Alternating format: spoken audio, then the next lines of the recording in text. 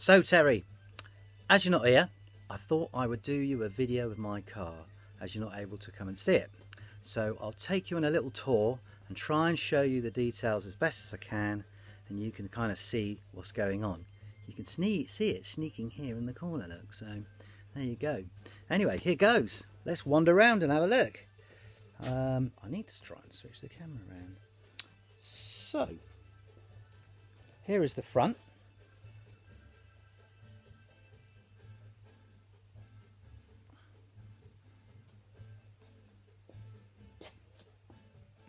Now these little lights here, they're an indicator and side light unit, and they've got an LED which switches colour. I haven't quite finished it yet, but I'm just actually waiting for the bulbs to turn up. So as soon as they do, they're on. The mud guards, I don't know if you can see them there, they're old trailer mud guards. Well, they're actually new trailer mud guards. They're one of the cheapest things I bought. They were about £15 for a pair, and I shaped the front on the front here, and I welded in a section to try and smooth them all in, because I needed that for the SVA regs. Just moving on round.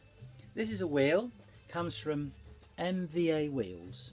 Now those particular wheel hub that fixed to the Sherpa axle, they come from a Jensen, and the wheels themselves are vintage wheels. So they're I think they're 19 or 20 inches, and I painted them black. The tyres are Blockley, which are a famous vintage tyre. Moving on round the front, here we go. This is the shock absorber. It's a friction shock absorber with beech and aluminium, and they bolt together here. There's a bolt here that's not in, it's just pushed in at the moment, just so that you can kind of see what's going on, and you just adjust them. They've got on this side here, you can see that I've got I don't know if you can see it. Let me try and get around there.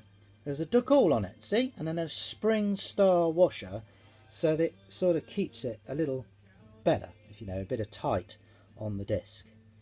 I'll have to show you this. These louvers here, I don't know if you can see them. Let's move on up. Yeah, these louvers. They're forward facing. They're about 4 inches, and I made them on a little pattern thing that I'll show you in a minute. Unfortunately, I made all the ones on the bonnet the same. You can see in here, look, there's a fan, and behind that there's a radiator. It's an aluminium twin core radiator, and this is a bit of expanded metal lath that you use for plastering, and then I've made this thing to fit in it here.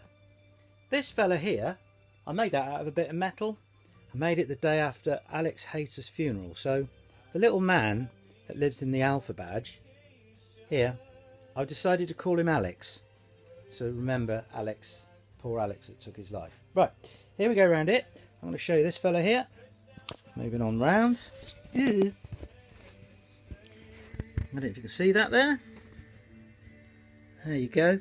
That's a disc brake, and you can see the disc brake caliper there, and the aluminium drum thing that covers it.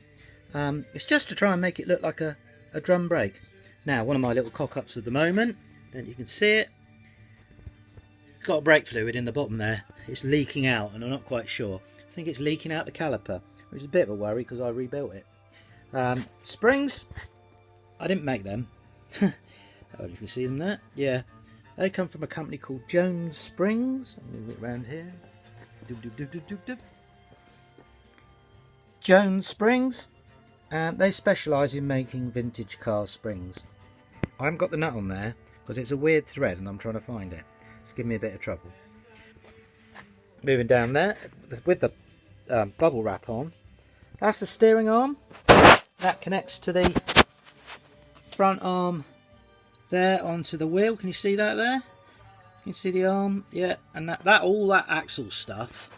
I haven't made it. See, there's the arm here, look. And then other way around it goes down to the steering arm that hangs underneath, which is then comes out of the steering box, which is this. There's the steering box, and there's the steering arm. They call it a Pitman arm, and it's just got like a track rod end on it to connect it with a bolt on the back. Oh look, there's the clutch master cylinder. Fortunately, that's not leaking, which is good. Moving on back a bit. This fella here, this is the plenum box. I'll move back a bit so you can sort of get the look of the engine. You see what's going on there? Yeah, the original car had a supercharger and had a carburettor. Well, where the water tank is at the front. Stop me a minute there. Moving on. This is a water header tank. Oh no, you can't see it. That's a water header tank. I need a better cameraman, Terry. It's bloody rubbish, isn't it? This is a header tank. I was a bit worried about the radiator underneath because it's quite small, really, in relation to the engine. So this is to give it another sort of 5 litres of capacity to try and help the cooling. And moving on down there, and it's a small little thing, you know, massive amount of bloody time. You know, I'm going to stop and move different. Bear with me.